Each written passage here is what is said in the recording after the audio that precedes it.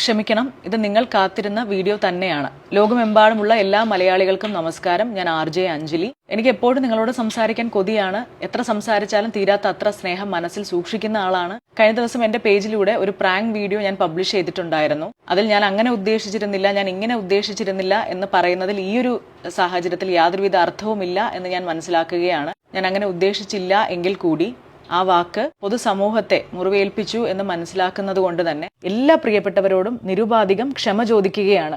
Video എടുക്കുന്നതിന് തൊട്ടു മുമ്പ് വളരെയധികം തമാശ രൂപേണ ഞങ്ങൾ സംസാരിച്ചുകൊണ്ടിരുന്നത് മീശ മാധവൻ എന്ന ചിത്രത്തിലെ വിഷുക്കണിയുമായി ബന്ധപ്പെട്ട വിഷ്വൽസ് മാത്രമാണ്.